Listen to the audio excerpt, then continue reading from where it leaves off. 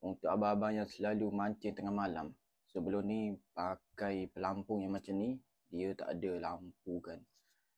Sekarang ni dah ada pelampung yang dah ada lampu kan. Untuk lampu dia ni, dia ada dekat dalam ni.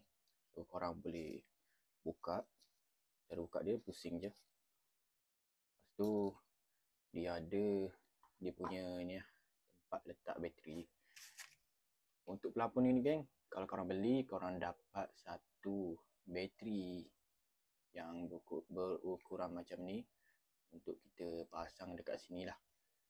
Okey geng, aku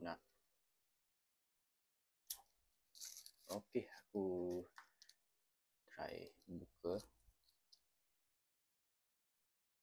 Okey geng, sekarang kita try lah pasang ni punya lampu ni.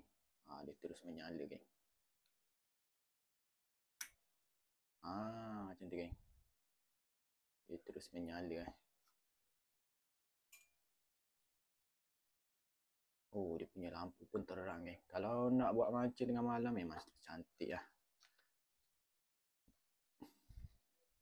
Memang melawak geng.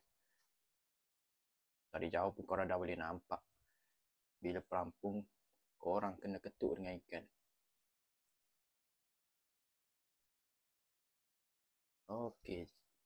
Bila dah selesai mancing, korang just cabut je. Balik dia punya bateri ni. Lain kali boleh pakai lagi.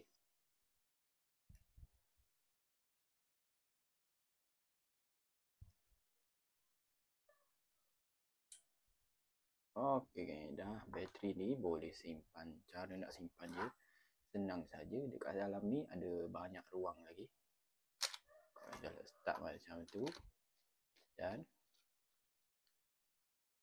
settle simpan. Korang tak perlu risau dia masuk air ke apa, sebab dekat tepi sini dia ada seal getah geng. Dia ada seal getah, memang secure lah barang ni daripada masuk air.